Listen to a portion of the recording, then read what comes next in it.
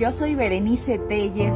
Actualmente queremos llegar a la coordinación de los comités en defensa de la Cuarta Transformación aquí en Tlalpan.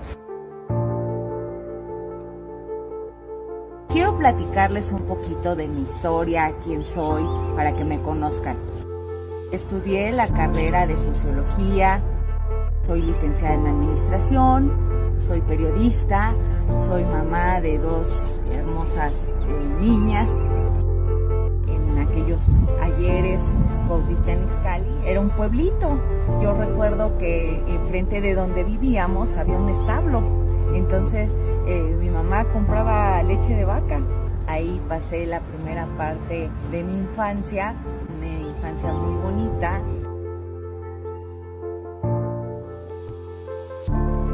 Fue una infancia muy bonita porque estamos hablando que el Estado de México pues era una zona rural todavía, como hoy lo tiene Tlalpan en algunos lugares, esta zona de los pueblos.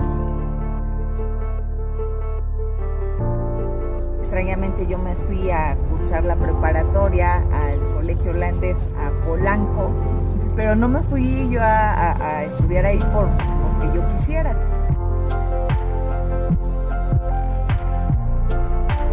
Los noticieros de hoy presidente Andrés Manuel López Obrador, que en su momento era presidente del partido, del PRD, con toda esa visión de izquierda, con toda esa ideología que hoy ya la nombra el humanismo mexicano, pero que en aquel momento se venía fortaleciendo a través de una lucha de la izquierda en este país.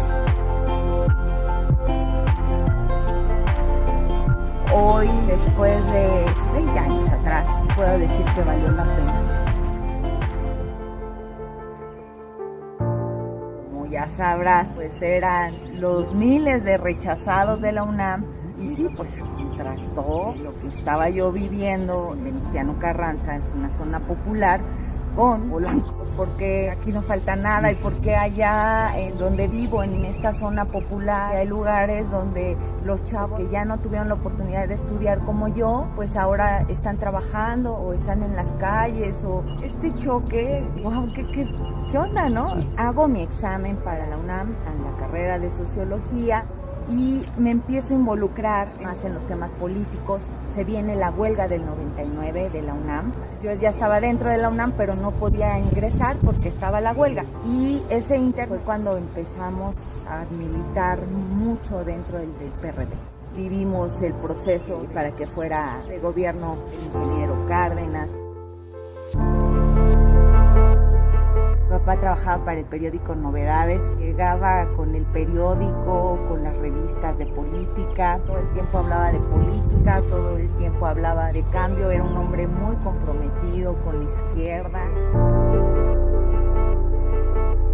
Y a lo largo de los años fui acercándome a los temas trascendentes de la política, fui escuchando a grandes maestros y maestras, por supuesto. Para mí uno de los grandes ejemplos pues ha sido el presidente Andrés Manuel López Obrador. No se enojaba demasiado, o sea, nos decía, ¿qué hacen? Ya se van a aplanar calles, porque eso era lo que hacíamos. Salíamos y a tocar puertas, a convencer a la gente de que el cambio ya venía, que estaba representado la gente del PRD, el ingeniero Cárdenas, el presidente Andrés Manuel. Pues estaba el pleno Fobaproa, la privatización de los ferrocarriles, de Pemex, bueno, de todo. Y entonces ver que todo eso se revirtió, porque cuando veíamos en las noticias en aquellos ayeres que de repente ya todos los diputados votaron a favor del Fobaproa y todos, no, ya no, ¿qué le están haciendo a nuestro país? Es una deuda que vamos a arrastrar nosotros. Cuando veíamos en las noticias, no, pues ya votaron para que Pemex no sé qué.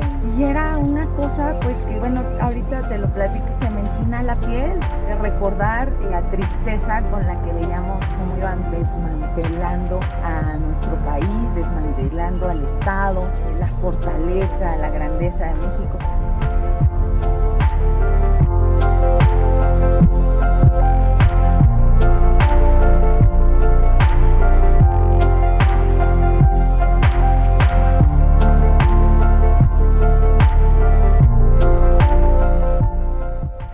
Soy Berenice Telles. Actualmente queremos llegar a la coordinación de los comités en defensa de la Cuarta Transformación aquí en Tlalpan.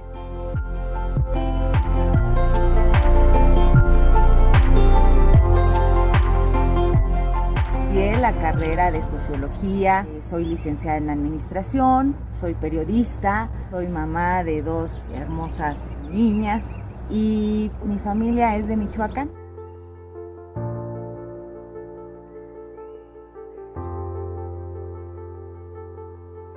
Tanto mi papá como mi mamá son originarios de este maravilloso estado, pues muy cerca también de esta ciudad, y los dos coinciden en radicar aquí en la Ciudad de México, en Tlatelolco, y ahí se conocen, eran jóvenes y ellos decidieron irse a vivir al Estado de México, a Cuautitlán Izcalli. Ahí pasé la primera parte de mi infancia, una infancia muy bonita. Cuautitlán Izcalli era un pueblito. Recuerdo que enfrente de donde vivíamos había un establo. Mi mamá compraba leche de vaca. Bueno, fue una infancia muy bonita porque estamos hablando que el Estado de México pues era una zona rural todavía, como hoy lo tiene Tlalpan en algunos lugares, esta zona de los pueblos. Después, mi mamá y mi papá toman la decisión de regresarse a la Ciudad de México y radicar en la alcaldía de Venustiano Carranza. Ahí es donde cursé la secundaria. Extrañamente yo me fui a cursar la preparatoria al colegio holandés a Polanco, pero no me fui yo a estudiar ahí porque yo quisiera, sino porque yo no alcancé a entrar a la UNAM. Como ya sabrás, pues eran los miles de rechazados de la UNAM y sí, pues contrastó lo que estaba yo viviendo en Venustiano Carranza, es una zona popular, con Polanco.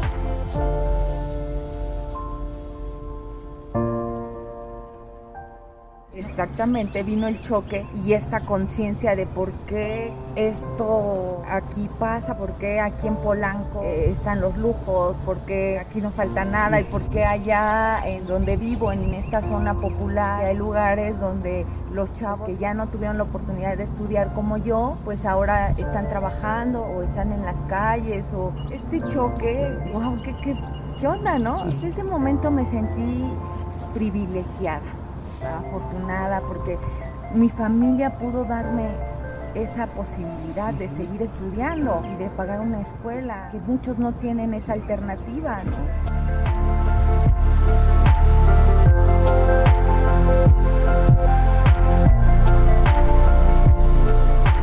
A mí me marcó mucho una maestra que tuve justo en la preparatoria, socióloga, pero también era economista, y que nos mostró este lado sensible del contexto social en el que estábamos viviendo a nivel mundial con el tema de la globalización. Y entonces a mí me llamó mucho la atención la carrera de sociología en ese momento. Creo que esa maestra me marcó, me impulsó a querer estudiar sociología.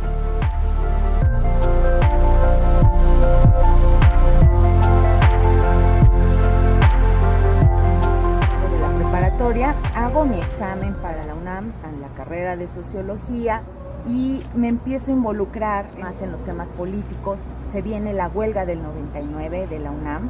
Yo ya estaba dentro de la UNAM, pero no podía ingresar porque estaba la huelga. Y ese inter fue cuando empezamos a militar mucho dentro del PRD. Trabajar en redes comunitarias, hablando con la gente, tocando puertas y oiga, es que miren la alternativa y todo eso. Ahí fue donde hice mis pininos, dicen, de manera política. Ahí pues, me conocen, ahí correligionarios, ¿no? Hoy muchos ya están en Morena, por supuesto.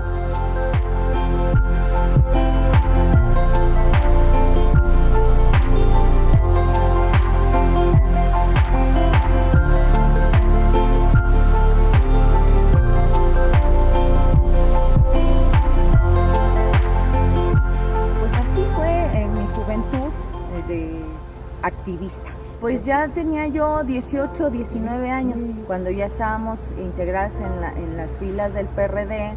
donde veíamos los noticieros de hoy presidente Andrés Manuel López Obrador, en su momento era presidente del partido, del PRD, con toda esa visión de izquierda, con toda esa ideología que hoy ya la nombra el humanismo mexicano, pero que en aquel momento se venía fortaleciendo a través de una lucha de la izquierda en este país, pues de la lucha obrera, la lucha campesina. Vivimos el proceso para que fuera jefe de gobierno el ingeniero Cárdenas, para que pues después el presidente Andrés Manuel López Obrador, después de ser presidente del partido, llegara a la Ciudad de México a gobernar porque no lo querían dejar. Decían que él venía de Tabasco y se inventaron un cuento como los que suelen inventarse para evitar que la gente que va a hacer cambios llegue al poder. Y vivimos esa parte con el PRD y con el presidente Andrés Manuel López Obrador.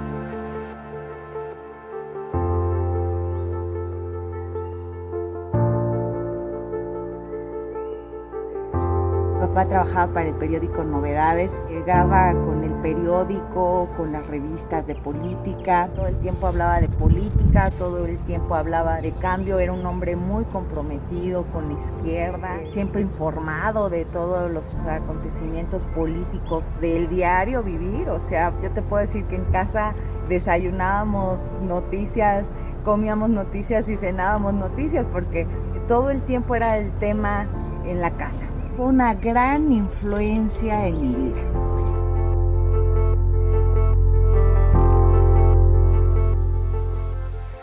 Y a lo largo de los años fui acercándome a los temas trascendentes de la política, fui escuchando a grandes maestros y maestras, por supuesto. Para mí, uno de los grandes ejemplos pues ha sido el presidente Andrés Manuel López Obrador. Desde muy pequeña seguimos su lucha desde que estaba en Tabasco por mejorar las condiciones de la gente originaria del estado.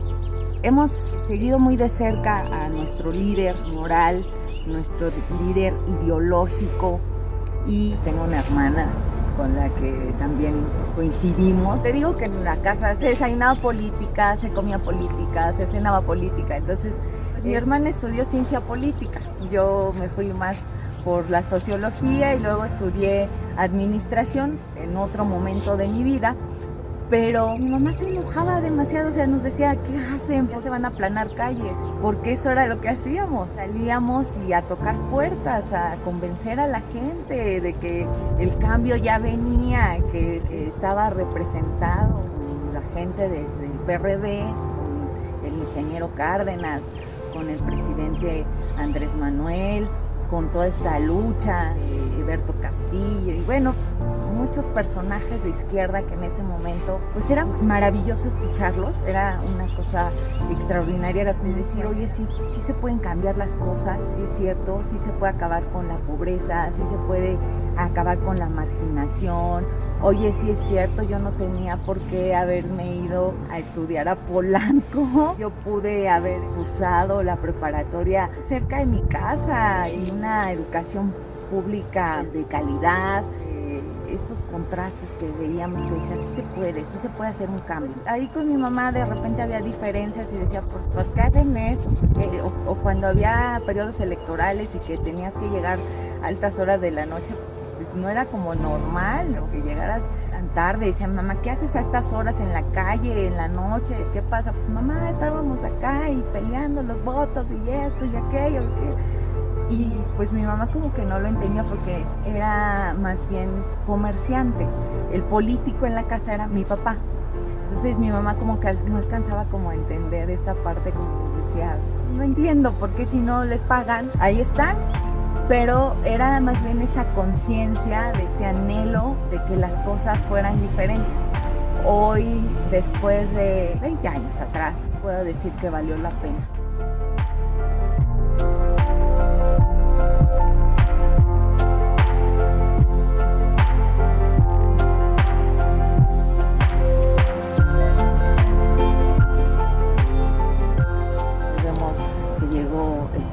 Andrés Manuel López Obrador, que ha hay cosas que se revirtieron totalmente, ¿no? En ese momento de mi juventud, pues estaba el pleno Fobaproa, la privatización de los ferrocarriles, de Pemex, bueno, de todo. Y entonces ver que todo eso se revirtió, porque cuando veíamos en las noticias, en aquellos ayeres, que de repente ya todos los diputados votaron a favor del Fobaproa, y todos, no, ya no, ¿qué le están haciendo a nuestro país? Es una deuda que vamos a arrastrar nosotros. Cuando veíamos en las noticias, no, pues ya votaron para que Pemex no sé qué. Y era una cosa, pues que bueno, ahorita te lo platico y se me enchina la piel de recordar la tristeza con la que veíamos cómo iban desmantelando a nuestro país, desmantelando al Estado, la fortaleza, la grandeza de México. Y hoy ver que todo eso se ha revertido, valió la pena. Pues el triunfo de Fox fue una de las grandes derrotas para todos los que militábamos en la izquierda. Era una desilusión impresionante, pero además, cómo es que a través de la publicidad logró llegar a la conciencia de los ciudadanos y engañarlos de tal manera, imaginaran que Vicente Fox, que venía de empresas privadas, iba a realizar un cambio. Sí fue una sacudida muy fuerte para nosotros como jóvenes. Híjole, qué duro ver que el ingeniero no llegó, que sabíamos que él era la mejor opción, bueno, pues para los jóvenes conscientes de aquel momento. Pero sí fue un golpe duro para la izquierda. Pero bueno, pues qué bueno que llegó el presidente Andrés Manuel López Obrador en ese momento a ser jefe de gobierno, entonces era como la chispita que estaba ahí, que decía, no se perdió todo, pero fue muy triste ver a Muñoz Ledo también ahí levantándole la mano a Vicente Fox, decíamos, ¿qué le pasa? ¿No? Él tenía sus razones, sus motivos como un personaje inmerso en la política mexicana y que bueno, pues en ese momento él tenía otra óptica de las cosas.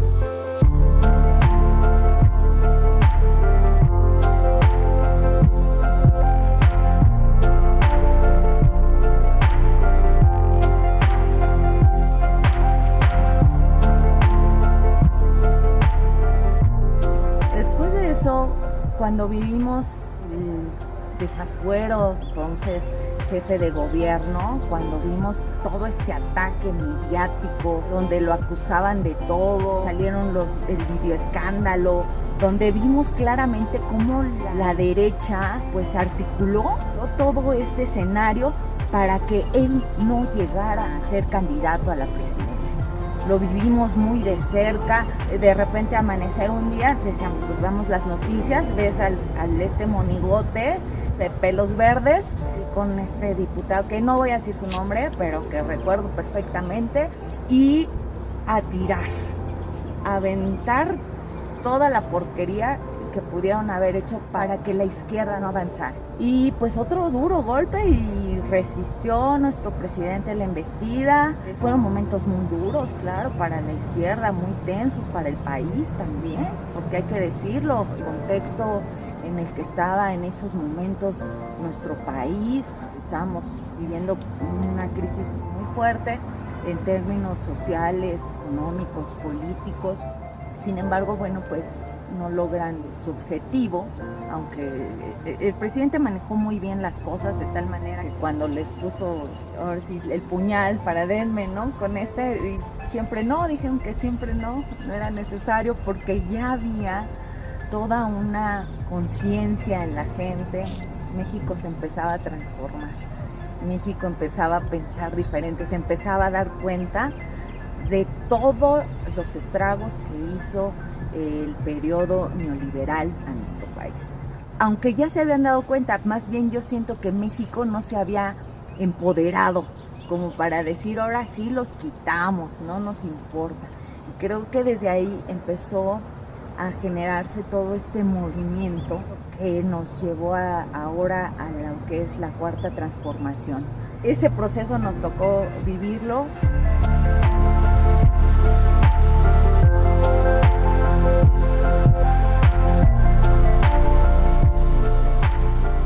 Después del fraude con Felipe Calderón, De verdad era una tristeza enorme llegar al Zócalo. Ese día me acuerdo muy bien, estaba lloviendo, además, mala fortuna, no sé, estaba como lloviznando ahí en la Ciudad de México. La cara desencajada de muchos, de miles de mexicanos, que estábamos como, ¿qué va a pasar? Pues si nuestra esperanza es Andrés Manuel López Obrador, él iba a hacer el cambio, ¿no? Andrés Manuel, después de que nos enteramos del fraude, porque pues fue toda la madrugada estar pendientes de, a ver, el PREP, y ya ganamos, no ganamos, sí ganamos, era estar ahí y al otro día te dicen, no, pues que ganó este desgraciado, ¿no?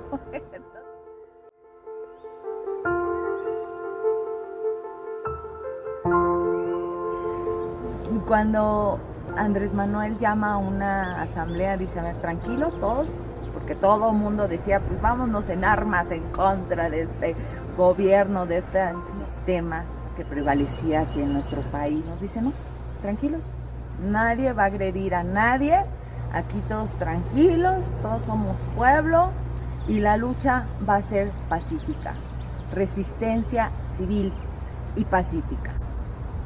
No, y entonces cuando todos, ¿qué? Oye, pues ya me veía de Adelita, ¿no? Ya, bueno, pues acá. Pero no, él dijo no, la resistencia va a ser pacífica. Y vamos a nombrar un gobierno legítimo. Y entonces, efectivamente, integró este gobierno legítimo, dio hasta unos nombramientos a los que participamos ahí. Fulanito, integrante del gobierno legítimo. Algo muy bonito que queda para la historia, bonito, pero también de pronto frustrante. Decíamos, híjole.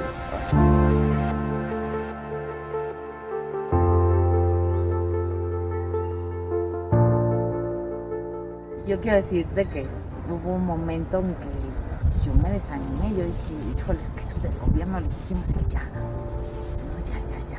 Yo creo que nuestro presidente legítimo ya perdió la razón, ya no, ¿no? Y creo que a muchos nos pasó.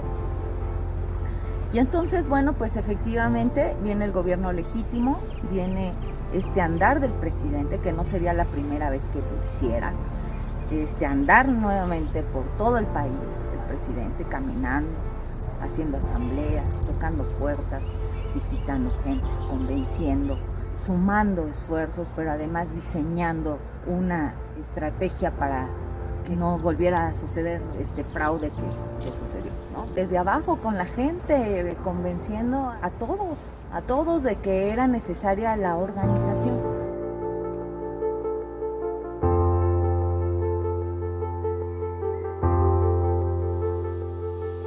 Y yo sí considero que la organización es fundamental, que un gobierno alejado del pueblo pierde su sentido, pierde sus objetivos y sí es importante esa cercanía con el pueblo.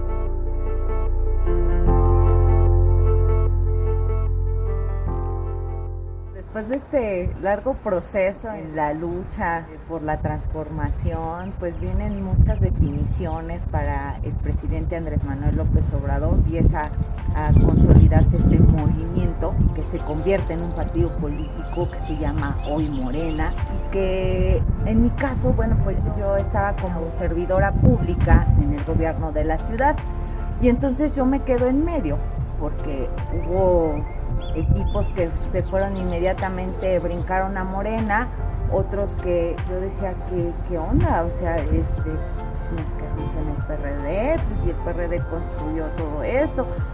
No sé, o sea, había como mucha, al interior del PRD, yo creo que el país, el pueblo sabía bien hacia dónde iba, ¿no? Estaba bien dirigido y estaba dirigido por el presidente Andrés Manuel López Obrador y el objetivo era claro, era llegar a la presidencia y cambiar el régimen que se venía dando. Y en mi caso, pues yo estaba en el gobierno de la ciudad y quedé como en medio. Me invitan a participar justamente, me ofrecen participar en Tlalpan, en el distrito 14.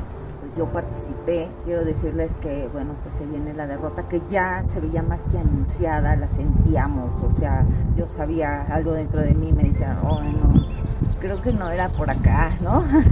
Y después de esa derrota, porque después de esa frustración, viene para mí un proceso muy duro a nivel personal, un choque conmigo misma. Me tomo un año sabático, así lo voy a decir.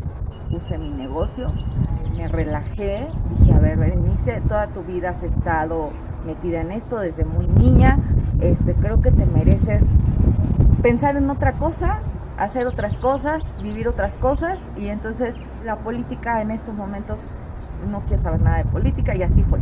Ese año me dediqué a mi familia, me dediqué a mi negocio.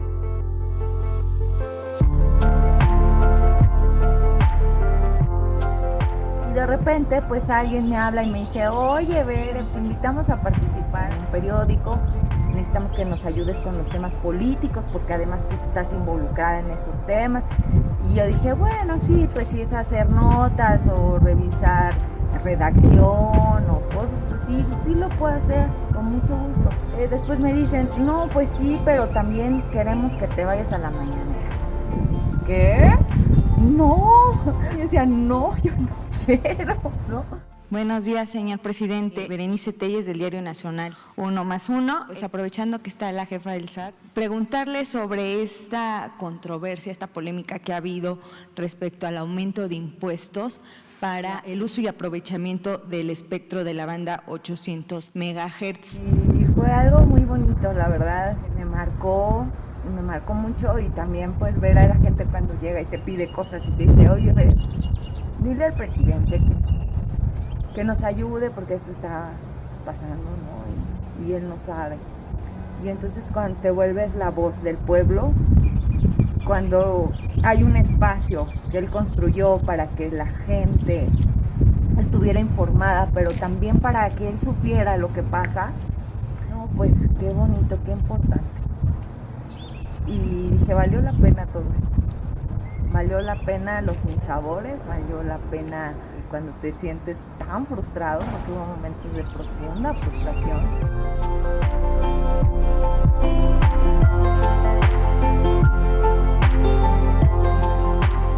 Y después de estar en la mañanera, pues me buscaron mis compañeros de lucha de muchos años. Uno de ellos, Carlos Castillo, a quien le agradezco mucho la invitación a participar en Morena, a regresar al redil, dirían, regresar al camino, y lo hice con mucho entusiasmo, con mucho gusto. Ya hoy vemos que nuestro país se ha consolidado en muchas cosas. De verdad que me dio mucho gusto volver a coincidir con Carlos y con otras compañeras de lucha de muchos años, y pues yo encantada de sumar, de estar de este lado, del lado correcto de la historia, de seguir fortaleciendo este movimiento para la transformación de México. Y esta decisión de participar aquí en Tlalpan se derivó de toda esta evaluación, del reconocimiento también que agradezco infinitamente de mis compañeros aquí en Tlalpan.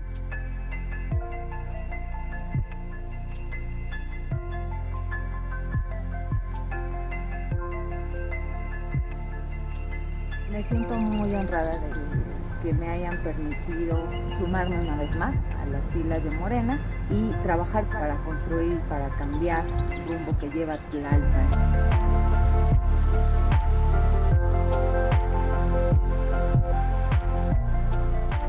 Tlalpan ha vivido procesos, yo creo que muy parecidos a los que me han pasado a mí, estos encuentros y desencuentros. Aquí estuvo nuestra gran amiga y además líder, la doctora Claudia Sheinbaum, que la verdad pues no la tuvo fácil, fue complicada su gestión, o sea, el movimiento apenas iba agarrando impulso, tenía todo un reto por delante, que era de llevar a la presidencia el presidente Andrés Manuel López Obrador. El caso de Tlalpan pues se gobernó con un gobierno federal opositor, el gobierno de la ciudad también era un gobierno que no era afín al movimiento.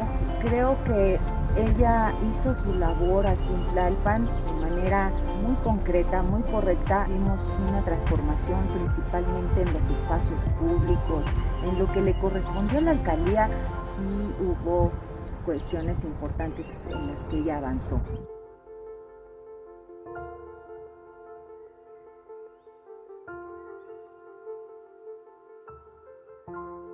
Desafortunadamente, lo que se está viviendo ahorita en Tlalpan, yo considero que es resultado de esta historia justamente de lucha del movimiento, de la Cuarta Transformación, donde, bueno, sin querer se le abrió la puerta aquí a la derecha para que entrara, y vemos que más que un avance hubo un retroceso.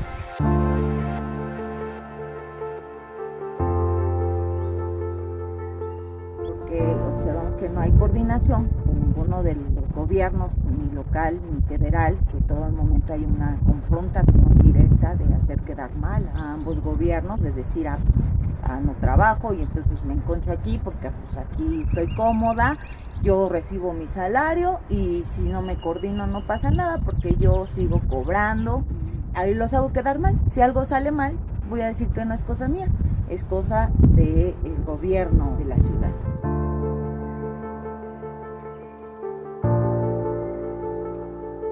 Como ha venido sucediendo en estos últimos años, donde pues vemos, a pesar de que ha habido un presupuesto histórico para Tlalpan, pues resulta que no vemos ningún cambio, porque todo es echar culpas, todo es decir no tengo dinero, y a pesar de ese presupuesto histórico no le alcanza a la alcaldía para resolver. Y pues más bien el compromiso es que se recupere la alcaldía, que la recupere la Cuarta Transformación, que se recupere bajo los preceptos del presidente Andrés Manuel López Obrador, no mentir, no robar, no traicionar al pueblo, pero que se traduzca en hechos concretos, como sí se ha visto en el caso de la alcaldía de Iztapalapa y de otras alcaldías donde efectivamente estamos viendo que el presupuesto, cuando no hay fugas, cuando no se roba, cuando alcanza para todo y alcanza para que se vean los resultados.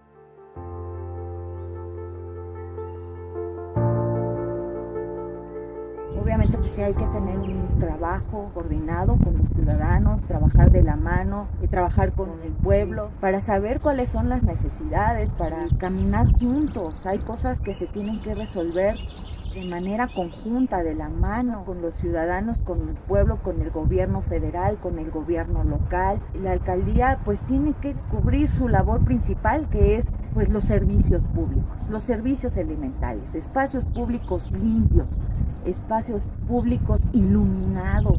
Tienen que estar iluminados de día y de noche. Tienen que ser espacios seguros para que transiten nuestras mujeres, nuestros niños. No tenemos por qué estar padeciendo con baches. Hoy pues hay una presunción de que se está poniendo un encarpetamiento, sí, pero también hay que saber que ustedes, los ciudadanos, conozcan qué empresas participan, qué empresas son las que trabajan para la alcaldía, si no están sancionadas, si son empresas honestas, si pagan impuestos, qué empresas trabajan para la alcaldía. Creo que eso es importante porque, bueno, yo como mujer cuando voy a comprar los alimentos para mi familia, escojo lo mejor. Y en el caso de la alcaldía de Tlalpan, pues se merece lo mejor. Se merece que quienes van a trabajar para la alcaldía sean las mejores empresas, que hagan trabajos de buena calidad, que corresponda lo que están cobrando con lo que están haciendo. Que se note esa inversión, porque al final es la inversión de nuestros impuestos.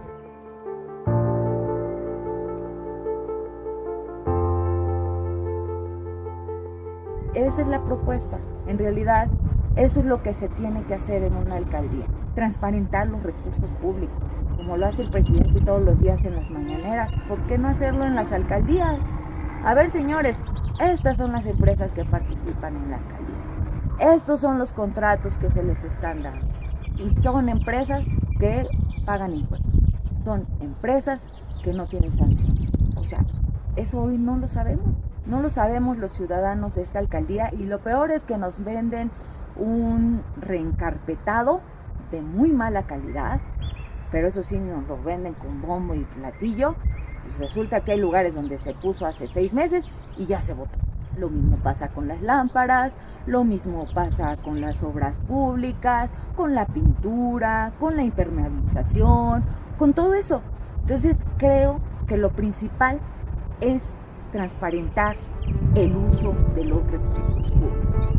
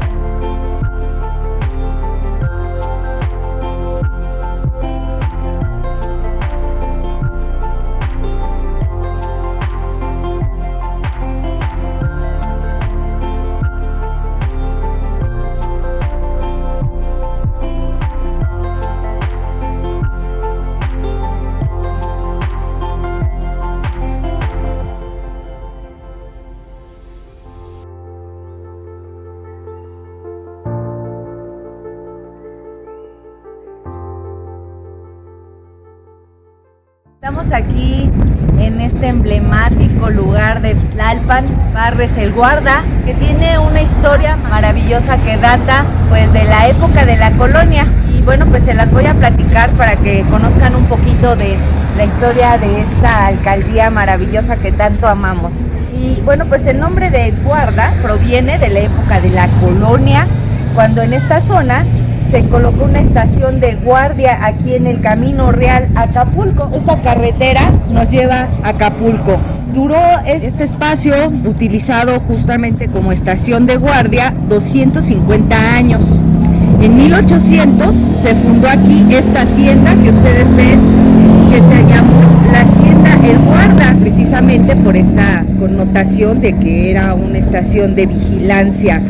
Terminó siendo un importante punto de descanso para quienes se dirigían al puerto de Acapulco. Aquí, bueno, pues llegaban todos a descansar y era el punto de tráfico también hacia Cuernavaca, Chilpancingo. Y bueno, pues en 1867 el emperador Maximiliano y su esposa, la emperatriz Carlota, se detuvieron aquí a descansar antes de llegar a Cuernavaca. Pues estos edificios de esta hacienda que ustedes están viendo, pues fueron construidos en 1800 y 1810. Existía una pequeña capilla que fue dedicada a Santa Cruz, el señor de la Santa Veracruz. Bueno, pues hoy solo vemos estas ruinas de lo que al pasar de los años y de la historia pues nos ha dejado. En 1980 los restos de la hacienda fueron comprados por Juan de las Fuentes de Parres, por eso el nombre de Parres el Guarda. Y bueno, pues este pueblo maravilloso fue fundado por los trabajadores tanto del ferrocarril como de la hacienda del Guarda, que es esta que ustedes están viendo. En 1897 se inauguró oficialmente aquí el ferrocarril México-Cuernavaca por el presidente Porfirio Díaz. Y el primer día el tren pasó por la ciudad en 1901.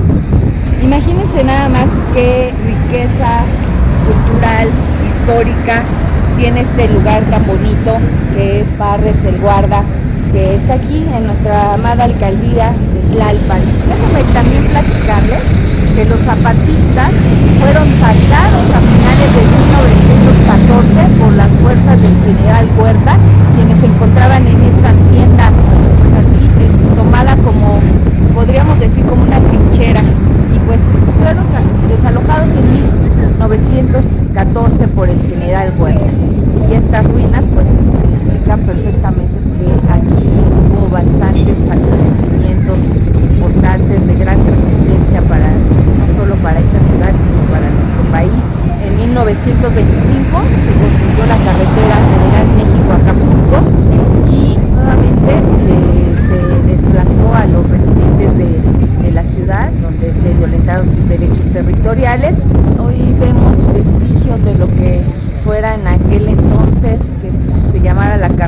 que se abrió el 11 de noviembre de 1927. Y pues así es una breve semblanza de lo que fue la historia de este pueblo maravilloso, emblemático, de esta capital, de esta alcaldía. Es importante conocer nuestra historia, como dice el presidente Andrés Manuel López Obrador. Conocer nuestra historia va a impedir que cometamos los mismos errores.